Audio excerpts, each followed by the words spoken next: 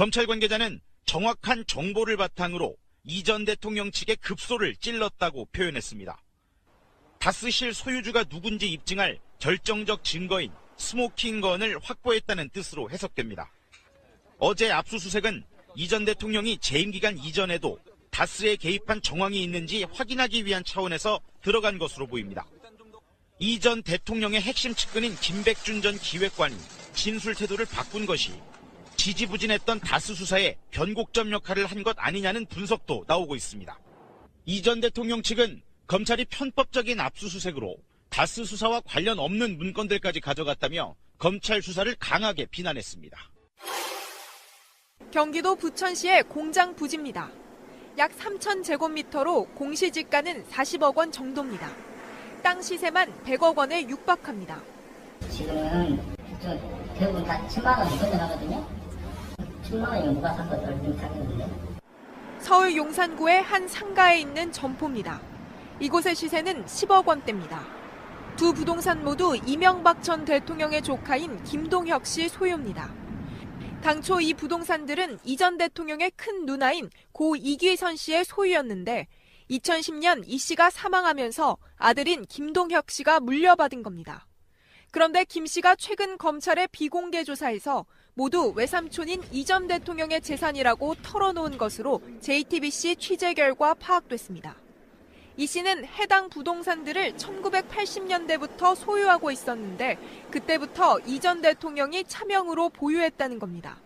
앞서 도곡동 땅과 다스 등을 포함해 10년 넘게 제기된 이 전 대통령의 차명 재산 의혹과 관련해 가족으로부터 구체적 진술을 확보한 건 처음입니다. 김영석 전 장관이 취임한 2015년 11월 청와대 내부 회의록 내용입니다. 이병기 비서실장의 세월호 특조위 관련 지시가 수두룩합니다. 특히 눈길을 끄는 건 참사 당일 대통령의 7시간 행적조사 관련입니다. 안종범 경제수석에게 특조위가 대통령 행적을 조사하는 걸 막기 위해 해수부를 적극 대응시키란 지시를 내린 건데 같은 지시가 5차례나 떨어졌습니다. 특조위 1차 청문회를 앞두곤 조윤선 당시 정무수석에게 기형적인 특조위를 폐지할 필요가 있다며 여당과 논의에 추진하란 지시도 내려옵니다. 우병우 민정수석에게 떨어진 지시는 세월호 참사를 알리려는 전교조 계획의 무력화였습니다. 이런 지시를 받은 수석들은 해수부 등 담당 부처들에게 구체적인 활동을 지시했을 가능성이 큽니다. 이에 따라 김 전 장관이 구속되면 이병기 전 실장 등 박근혜 정부 청와대 수뇌부에 대한 세월호 진상규명 방해 혐의 수사도 속도를 낼 전망입니다. 날씨가 많이 풀렸고요. 이 좋은 날씨에 오늘 하늘을 보니까 하늘이 정말 가을 날씨 같은 정도로 굉장히 깨끗한 공기 좋았고요. 자, 오늘은 또 특별히 신선한 공기를 몰고 다니는 남자 이분도 나오십니다. 신비야 나오너라 짱돌을 들자. 신비님 나오셨습니다. 예, 반갑습니다. 북쪽에서 시원한 바람이 내려오고 있습니다. 예, 알겠습니다. 자, 북쪽에서 다음에 유명종님 나오셨고요. 안녕하세요, 유명종입니다. 그리고 마차님 나오셨어요. 안녕하세요, 마차입니다. 예, 오늘도 방송 재미나게 저사불고 한번 갑시다. 걱정이에요. 왜? 처음부터 걱정이세요? 예, 너무 예뻐지셔서 지금 시원하게. 내가 마지막으로 경고해요. 지겨워. 가족끼리 이러지 마세요. 북한의 평창 오는 선수단 있잖아요. 오늘 남측 전세기 타고 왔습니다. 예, 맞습니다. 아시아나죠? 네, 마식령 훈련장에 갔던 우리 남한 선수들하고 북한 선수들이 같이 비행기를 타고 오는 네. 정말 훈훈한 모습이었습니다. 아, 그것도 역사상 최초라고 그러죠. 동해 쪽에서 날아서 양양공항인가요? 예. 예, 그곳에 온 건 처음이래요. 이렇게 간단하고 쉬운 걸 막 돌아가잖아요, 우리가. 대한민국이 만들어지고 나서 해방 이후에 동해 쪽에 항공로가 처음 열린 거예요. 굉장히 좀 역사적으로 좀 이슈가 크게 될 만한 사항들이고요. 사실 이게 우리는 동해하면 항상 미국의 태평양 함대와 북한의 신경전 이것만 떠올리고 또 뭐였죠? 그 죽음의 백조라고 그러는 그 전폭기 스텔스 전폭기가 매일 뜨고 괌에서 떠서 날아다니고 하던 위협 비행을 하던 곳이라고만 생각했었는데 여기에 이 평화의 상징 민간항공기가 뜬 거예요. 굉장히 이거는 역사적인 사건이라고 볼 수 있습니다. 그리고 더불어 북한의 동쪽 이 원산 이쪽 지역은요. 미군을 견제하기 위한 군사시설들이 굉장히 많고요. 그리고 이번에 선수단이 같이 온 그 갈마 비행장도 북한의 군사 비행장을 같이 쓰는 곳이에요. 전투기가 같이 있는 곳이기 때문에 보안이 굉장히 엄격하고 공개되기를 꺼리는 곳인데 이번에 공개가 되고 민간 항공기가 왔다 갔다 하는 역사적인 일이 벌어진 겁니다. 그러니까 아시아나항공 OG 13585. 저희가 이제 예전에 제가 연기를 한번 갔다 왔잖아요. 그래서 연기를 갔는데 그쪽에 이제 북한 전용 식당이 있어요. 북한 우리가 생각하는 대로 하는 춤도 추고 노래도 부르고 밥도 먹고 하는 곳인데 그곳에 가서 같은 동포들끼리 껴안고 이제 눈물도 흘려보고 이랬었단 말이죠. 같이 훈련을 하고 넘어오면서 기장의 그 멘트가 저는 이 멘트를 보고 눈물이 날 정도로 감동적이었어요. 한번 읽어주시죠. 여러분, 지금 막 북한 영공을 통과했습니다. 누군가가 앞서 걸었던 피땀 어린 노력으로 이곳에 다시 올 수 있게 됐습니다. 굉장히 감격스럽습니다. 이 말만 들어도 감격스럽다. 저는 이 두 번째 단락, 누군가가 앞서 걸었던 피땀 어린 노력. 그렇죠. 이 소리를 듣고 우리 청와대에 있는 문재인 대통령이 얼마나 눈물을 흘렸겠어요. 감격적이었고. 그런데 이전과 좀 다른 점이 있더라고요. 젊은 세대들은 역시 틀리다. 그리고 김정은 위원장도 사실은 젊은 세대 아닙니까? 우리가 볼 때는. 네. 네, 젊은 세대죠. 이제 40 안 됐나요? 젊은 세대에서 감각이 다르다. 이번에 이 북한 선수단들이 김정은과 김일성의 휘장의 배지를 달지 않았다는 거잖아요. 네, 우리 측도 태극기 안 달았고요. 그렇죠. 예. 달지 않았다는 거에서 굉장히 신세대적 감각이 있는 것이고 그 다음에 이 비행기 안에서 서로 웃고 밝은 모습들을 한번 보십시오. 사진도 찍고 인증샷도 찍고 그러면서 그 분단의 역사를 넘어온 겁니다. 예. 일단 남한 대표단이 북한으로 갔을 때 그 기장의 멘트고요. 아까 그렇죠. 그거는 근데 이게 재밌는 게 난 상상도 못했던 대북 제재 조건이 있더만요. 네. 그 미국이 발표한 대북 제재 가운데 북한을 방문했던 항공기는 180일간 미국 내 공항에 착륙할 수 없다 이런 조항이 있대요. 그 정도로 국제적인 제재가 엄중하네요. 뭐 경제 제재 이런 것들이 그냥 말로만 제재하는 거다 생각했는데 그런 부분이 있군요. 이런 부분 때문에 미국의 사실은 이게 이제 미국이 북한을 제재하기 위해서 전 세계 국가들을 상대로 북한의 비행기 띄우지 마라는 선언을 했던 거고요. 그 선언 때문에 아시아나는 민간 항공사고 이익을 위해서 움직이는 기업이기 때문에 이 비행기가 미국에 들어가서 착륙하지 못하는 사태가 나면 굉장히 큰 기업적 손실이 오거든요. 안 가면 되죠 뭐. 꼭 미국만 가야 되나? 근데 이 항공기의 하나인 거잖아요. 그렇죠. 그렇죠. 그러니까, 이 항공기 하나인데 국내선 민일 거고. 그럼에도 불구하고 대한민국 정부에서는 이렇게 정부 차원에서 일을 진행하는 거에 있어서 민간 기업이 손해를 보면 안 된다는 개념으로 이걸 막바지까지 미국과 협상을 한 거예요. 나중에 그 비행기든 뭐 KTX든 열차든 버스든 간에 어디 터미널이나 역에 가면은 평양, 원산, 아오지 뭐 이렇게까지 다 할 수 있는 그런 시대가 빨리 와야 되는데 말이에요. 그러니까 이런 작은 거 하나라도 이제는 우리 국민들이 이게 불합리하다는 걸 알잖아요. 미국이 뭐간데 왜 북한을 가면 안 되냐는 거죠. 이런 거에 대해서 우리가 좀 고민을 해야 되고 이번 참에 어쨌든 우리 국민들이 미국에 대한 너무 승리라는 개념과 이런 것들을 좀 깨우치는 계기가 돼야 된다. 예. 미국이 과연 우리의 우방인가 진정한 우방인가라는 고민해야 되는 시기가 왔다 이제. 예, 알겠습니다. 잠시 후에 더 깊은 이야기 나누겠습니다. 자, 국정원이요. 현성월이라고 하는 인물이 내려왔을 때 신원이 있잖아요. 네. 소설 쓰기 좋아하는 종편이나 이런 데서 보면 몇 살이네 다 정보가 틀려. 그래서 정보위에 국정원이 보고한 내용을 보면은 현성월이 77년생이래요. 77년 평양 출생. 그럼 다 틀렸었네요. 72년생이다, 79년생이다. 이런 그러게요. 거 있었네요. 88년생 아닌 스타일이네요. 신비와 친구. 네. 참, 네. 조선일보는 뭐 총살당했다부터 시작해서 네. 이런 개지랄들에 대해서 좀 자정적인 노력도 좀 하고 대국민 사과도 해야 되고 그러는 거 아니야? 그러니까 저희가 우리 방송에서 계속 얘기했지만 이 조선이 북한 방송에서 독점적 지위를 가졌거든요. 그게 이제 결과적으로 이 정보가 국정원으로부터 이제 나왔다는 게 이제 알려진 사실 아닙니까? 그러면 이 국정원이 왜 조선에만 특혜의 보도자를 줬는지부터 얘기가 돼야 그렇죠. 되고 이 부분도 좀 나가야 되고 맞아요. 그러면 국정원이 정상적인 정보를 조선에 줬느냐 과거에 총살당했다가 몇 달 있다 나왔잖아요. 몇 년 있다가. 예, 이런 문제들에 대해서 굴절된 정보를 한국 언론사에 제공한 것도 사실은 저는 적폐라고 보고 이것도 좀 조사를 할 때가 있을 거다. 네, 저는 그렇게 보거든요. 자꾸 북한과 남한을 대치하는 형태로 만들려고 하는 의도를 보이고 있는 방송사. 그렇죠. 거기에 독점적으로 정보를 주면서 그 분위기를 끌어갔던 국정원. 지금 그렇게 못하니까 얼마나 속이 타겠어 지금. 그러니까 그것이 결국은 남북한의 혐오를 조장하고. 맞아요. 그렇죠.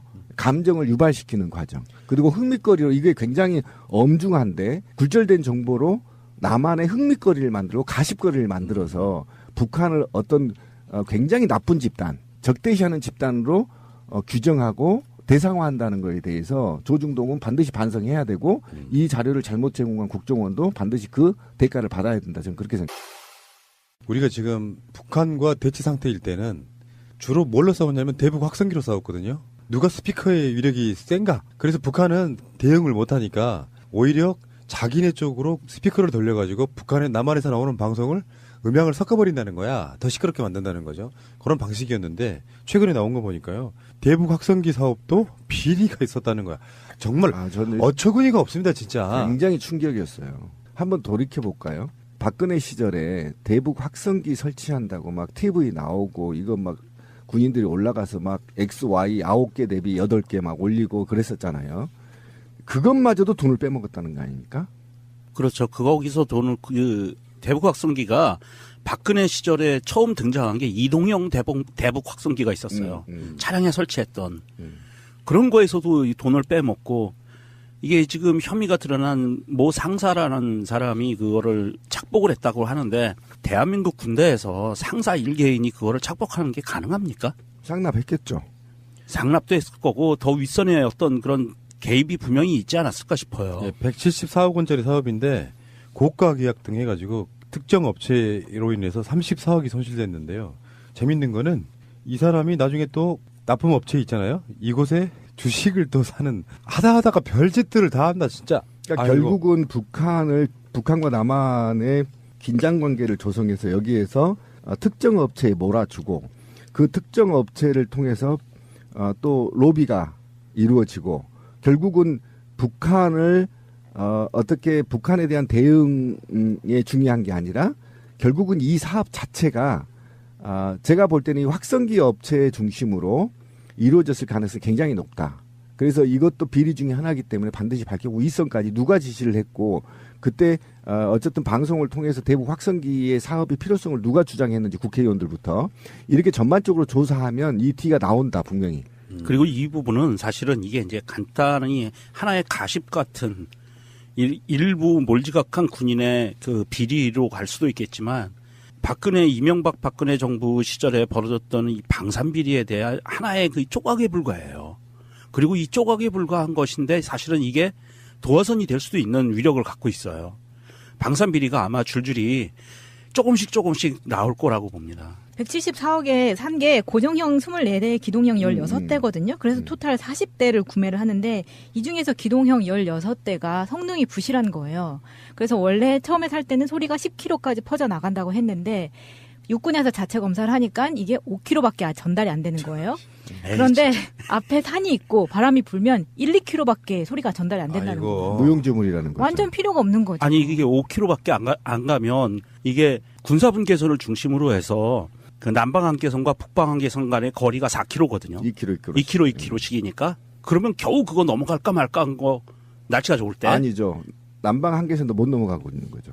날씨가 안 좋을 땐 1km밖에 안 가는. 그러니까 날씨가 좋으면 겨우 그거 넘어갈까 말까. 그러니까 DMZ 동물들 자장가 정도? 그렇죠. 뭐 하자는 건지 지금 너무. 그러니까 괜히 그것도 좋은 것도 아니야. 깨우기만 해 동물들을. 그러니까요. 재우지도 못하고. 그러니까 대북 확산기 사업은 그나마 사람들에게 관심을 많이 받았던 사업이잖아요. 뉴스에 계속 나왔죠. 그렇죠. 그럼에도 이런 비리가 생기면 관심을 받지 못하는 그런 사업들은 어마어마했겠다는 생각도 자, 그런데 문제는 이게 이제 감사원 지적이 나온 거잖아요. 그런데 만약에 자유한국당이 계속 집권했더라면 이건 감사도 못했던 거 아닙니까? 그렇잖아요. 감사도 못하고 계속 진행형이 되겠죠. 그렇죠. 지금도요. 계속 진행형이고 확대됐겠죠. 그런데 결국은 대북 확성기에 대한 효과는 없고 돈만 계속 국고만 날리고 헬스만 날리는 거 아닙니까? 이 세력의 공범들인 자들이 평양 올림픽이라고 또 그래서 지지를 끌어내리려고 그 지랄들을 한 게 아니에요. 그 세력이죠. 자기들 돈 안 되니까. 그리고 이들은 지금 처벌을 받지 않았기 때문에 곳곳에 각 부처에 관료주의적 성격으로 포진되고 있어요. 그래서 지금의 문재인 정부의 정책을 굴절시키거나 또는 문재인 정부의 정책을 훼손하거나 이래서 국민과 진보 정치, 진보 민주 정치를 더 확산하지 못하게끔 블록을 형성하는 집단들로 구성되어 있거든요. 하루 빨리 이것들을 솎아내지 않으면 제가 볼 땐 적어도 계속 문재인 정부의 발목을 잡을 놈들입니다. 그래서 이놈들은 솎아서 바로 짱돌로 조사버려야만 지금 우리가 정말 국민이 원하는 나라를 만들 수 있고 동북아 평화를 가져올 수 있다라는 거거든요. 세상에 빼먹을 거 없어서 이 확성기에서 빼먹습니까? 어떻게 보면 빼먹는 게 더 좋아졌지만, 그죠? 그렇죠. 네. 딱 빼먹기 좋은 시대였었죠. 근데 이런 게 얼마나 비일비재하겠습니까? 지금 이 정부에 들어와서 아직은 방산비리는 손도 못 대고 있습니다. 다른 데가 푹푹 더 썩어서 일단 방산비리가 언제부터 수사가 될지 모르겠지만 정말 우리 기억나잖아요. 철모 빵꾸 빵빵 나고 몇십 년 된 물통 쓰고. 그렇죠. 네. 방산비리 막으려고 엄청난 몸부림을 칠 것 같네요. 그죠. 이게 이명박이 아마 포트라인 쓰고 정식 기소가 되고 난 다음에는 필연적으로 이런 일들이 계속 감사원의 적발이 되는 것을 보면 필연적으로 이거는 갈 수밖에 없다. 똥은 숨겨진 곳에 있어가지고 똥을 싸는 것보다 치우는 데서 훨씬 오랜 시간이 걸리는 거예요. 찾아내야 되니까. 연기를 갔는데 그쪽에 이제 북한 전용 식당이 있어요. 북한 우리가 생각하는 대로 하는 춤도 추고 노래도 부르고 밥도 먹고 하는 곳인데 그곳에 가서 같은 동포들끼리 껴안고 이제 눈물도 흘려보고 이랬었단 말이죠. 같이 훈련을 하고 넘어오면서 기장의 그 멘트가 저는 이 멘트를 보고 눈물이 날 정도로 감동적이었어요. 한번 읽어주시죠. 여러분, 지금 막 북한 영공을 통과했습니다. 누군가가 앞서 걸었던 피땀 어린 노력으로 이곳에 다시 올 수 있게 됐습니다. 굉장히 감격스럽습니다. 이 말만 들어도 감격스럽다. 저는 이 두 번째 단락 누군가가 앞서 걸었던 피땀 어린 노력 그렇죠. 이 소리를 듣고 우리 청와대에 있는 문재인 대통령이 얼마나 눈물을 흘렸겠어요. 감격적이었고. 그런데 이전과 좀 다른 점이 있더라고요. 젊은 세대들은 역시 틀리다. 그리고 김정은 위원장도 사실은 젊은 세대 아닙니까? 우리가 볼 때는. 네. 네, 젊은 세대죠. 이제 40 안 됐나요? 젊은 세대에서 감각이 다르다. 이번에 이 북한 선수단들이 김정은과 김일성의 휘장의 배지를 달지 않았다는 거잖아요. 네, 우리 측도 태극기 안 달았고요. 그렇죠. 예. 달지 않았다는 거에서 굉장히 신세대적 감각이 있는 것이고 그 다음에 이 비행기 안에서 서로 웃고 밝은 모습들을 한번 보십시오. 사진도 찍고 인증샷도 찍고 그러면서 그 분단의 역사를 넘어온 겁니다. 예. 일단 남한 대표단이 북한으로 갔을 때 그 기장의 멘트고요. 그렇지. 아까 그거는 근데 이게 재밌는 게 난 상상도 못했던 대북 제재 조건이 있더만요. 네. 그 미국이 발표한 대북 제재 가운데 북한을 방문했던 항공기는 180일간 미국 내 공항에 착륙할 수 없다 이런 조항이 있대요. 그 정도로 국제적인 제재가 엄중하네요. 뭐 경제 제재 이런 것들이 그냥 말로만 제재하는 거다 생각했는데 그런 부분이 있군요. 이런 부분 때문에 사실은 이게 이제 미국이 북한을 제재하기 위해서 전 세계 국가들을 상대로 북한의 비행기 띄우지 마라는 선언을 했던 거고요. 그 선언 때문에 아시아나는 민간 항공사고 이익을 위해서 움직이는 기업이기 때문에 이 비행기가 미국에 들어가서 착륙하지 못하는 사태가 나면 굉장히 큰 기업적 손실이 오거든요. 안 가면 되죠 뭐. 꼭 미국만 가야 되나? 근데 이 항공기의 하나인 거잖아요. 그렇죠. 그렇죠. 그러니까, 이 항공기 하나인데 국내선 민유일 거고. 그럼에도 불구하고 대한민국 정부에서는 이렇게 정부 차원에서 일을 진행하는 거에 있어서 민간 기업이 손해를 보면 안 된다는 개념으로 이걸 막바지까지 미국과 협상을 한 거예요. 나중에 그 비행기든 뭐 KTX든 열차든 버스든 간에 어디 터미널이나 역에 가면은 평양, 원산, 아오지 뭐 이렇게까지 다 할 수 있는 그런 시대가 빨리 와야 되는데 말이에요. 그러니까 이런 작은 거 하나라도 이제는 우리 국민들이 이게 불합리하다는 걸 알잖아요. 미국이 뭐간데 왜 북한을 가면 안 되냐는 거죠. 이런 거에 대해서 우리가 좀 고민을 해야 되고 이번 참에 어쨌든 우리 국민들이 미국에 대한 너무 승리라는 개념과 이런 것들을 좀 깨우치는 계기가 돼야 된다. 예. 미국이 과연 우리의 우방인가 진정한 우방인가라는 고민해야 되는 시기가 왔다 이제. 예, 알겠습니다. 잠시 후에 더 깊은 이야기 나누겠습니다. 자, 국정원이요. 현송월이라고 하는 인물이 내려왔을 때 신원이 있잖아요. 네. 소설 쓰기 좋아하는 종편이나 이런 데서 보면 몇 살이네 다 정보가 틀려. 그래서 정보위의 국정원이 보고한 내용을 보면은 현송월이 77년생이래요.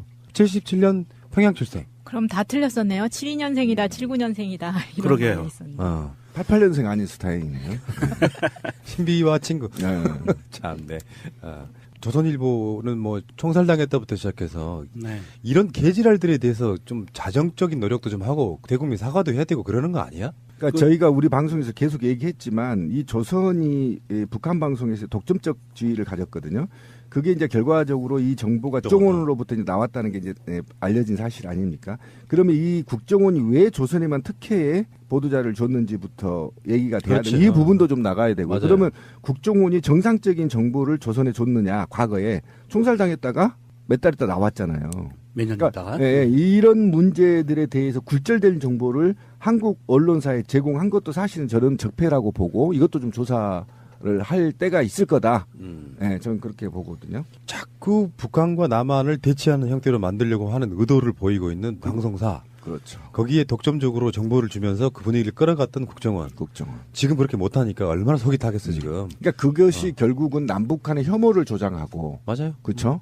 감정을 유발시키는 과정. 그리고 흥미거리로 이게 굉장히 엄중한데 굴절된 정보로 남한의 흥미거리를 만들고 가십거리를 만들어서 북한을 어떤 굉장히 나쁜 집단, 적대시하는 집단으로 규정하고 대상화한다는 것에 대해서 조중동은 반드시 반성해야 되고 이 자료를 잘못 제공한 국정원도 반드시 그 대가를 받아야 된다. 저는 그렇게 생각합니다. 우리가 지금 북한과 대치 상태일 때는 주로 뭘로 싸웠냐면 대북 확성기로 싸웠거든요. 누가 스피커의 위력이 검찰 관계자는 정확한 정보를 바탕으로 이 전 대통령 측의 급소를 찔렀다고 표현했습니다. 다스실 소유주가 누군지 입증할 결정적 증거인 스모킹건을 확보했다는 뜻으로 해석됩니다. 어제 압수수색은 이 전 대통령이 재임 기간 이전에도 다스에 개입한 정황이 있는지 확인하기 위한 차원에서 들어간 것으로 보입니다. 이 전 대통령의 핵심 측근인 김백준 전 기획관이 진술 태도를 바꾼 것이 지지부진했던 다스 수사에 변곡점 역할을 한 것 아니냐는 분석도 나오고 있습니다. 이 전 대통령 측은 검찰이 편법적인 압수수색으로 다스 수사와 관련 없는 문건들까지 가져갔다며 검찰 수사를 강하게 비난했습니다. 경기도 부천시의 공장 부지입니다. 약 3,000제곱미터로 공시지가는 40억 원 정도입니다. 땅 시세만 100억 원에 육박합니다. 지금은 대부분 다 1000만 원이 건너가거든요. 1000만 원이면 누가 샀거든. 얼른 샀는데. 서울 용산구의 한 상가에 있는 점포입니다. 이곳의 시세는 10억 원대입니다. 두 부동산 모두 이명박 전 대통령의 조카인 김동혁 씨 소유입니다. 당초 이 부동산들은 이 전 대통령의 큰 누나인 고 이규선 씨의 소유였는데 2010년 이 씨가 사망하면서 아들인 김동혁 씨가 물려받은 겁니다. 그런데 김 씨가 최근 검찰의 비공개 조사에서 모두 외삼촌인 이 전 대통령의 재산이라고 털어놓은 것으로 JTBC 취재 결과 파악됐습니다. 이 씨는 해당 부동산들을 1980년대부터 소유하고 있었는데 그때부터 이 전 대통령이 차명으로 보유했다는 겁니다. 앞서 도곡동 땅과 다스 등을 포함해 10년 넘게 제기된 이 전 대통령의 차명 재산 의혹과 관련해 가족으로부터 구체적 진술을 확보한 건 처음입니다. 김영석 전 장관이 취임한 2015년 11월 청와대 내부 회의록 내용입니다. 이병기 비서실장의 세월호 특조위 관련 지시가 수두룩합니다.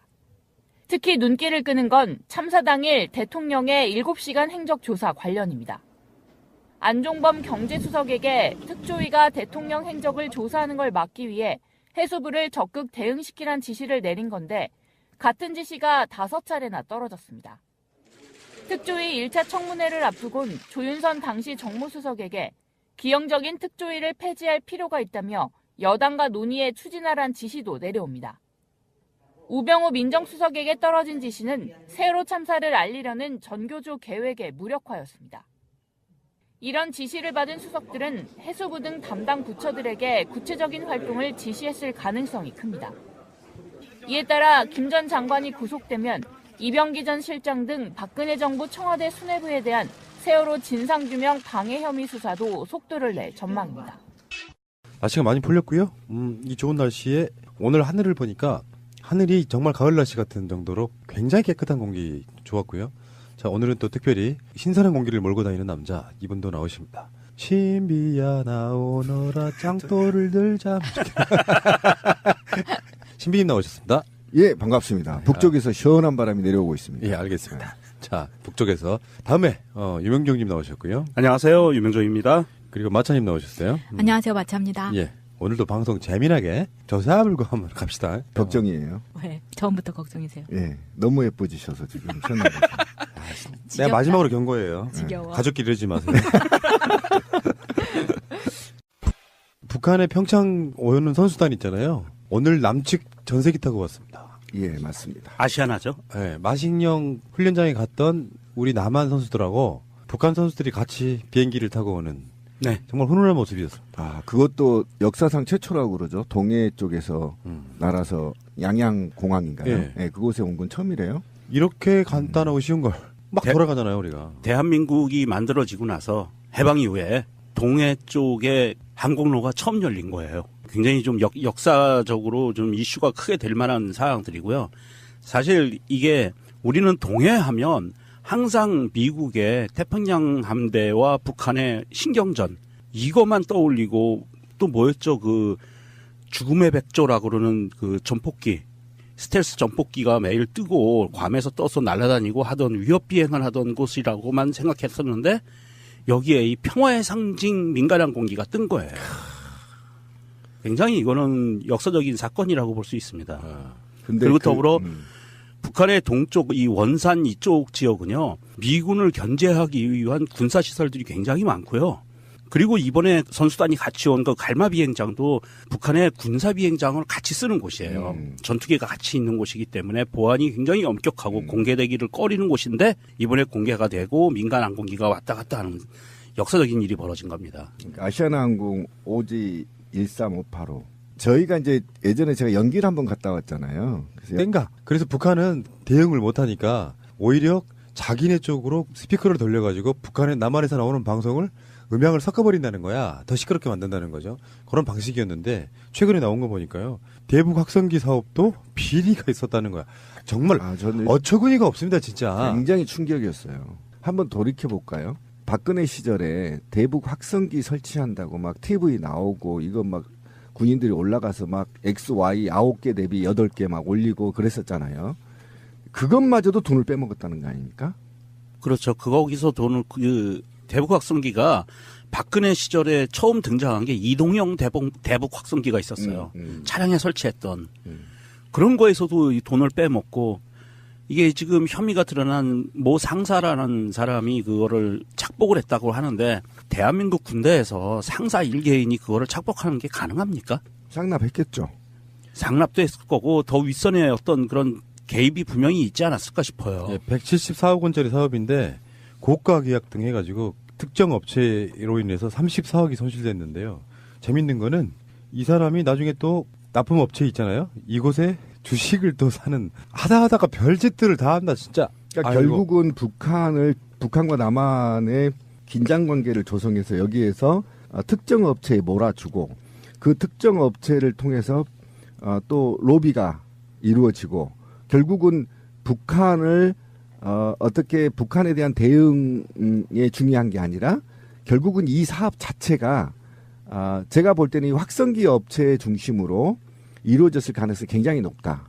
그래서 이것도 비리 중에 하나이기 때문에 반드시 밝히고 윗선까지 누가 지시를 했고 그때 어쨌든 방송을 통해서 대북 확성기의 사업의 필요성을 누가 주장했는지 국회의원들부터 이렇게 전반적으로 조사하면 이 티가 나온다 분명히. 그리고 이 부분은 사실은 이게 이제 간단히 하나의 가십 같은 일부 몰지각한 군인의 그 비리로 갈 수도 있겠지만 이명박 박근혜 정부 시절에 벌어졌던 이 방산 비리에 대한 하나의 그 조각에 불과해요. 그리고 이 조각에 불과한 것인데 사실은 이게 도화선이 될 수도 있는 위력을 갖고 있어요. 방산 비리가 아마 줄줄이 조금씩 나올 거라고 봅니다. 174억에 산 게 고정형 24대, 기동형 16대거든요. 그래서 토탈 40대를 구매를 하는데 이 중에서 기동형 16대가 성능이 부실한 거예요. 그래서 원래 처음에 살 때는 소리가 10km까지 퍼져나간다고 했는데 육군에서 자체 검사를 하니까 이게 5km밖에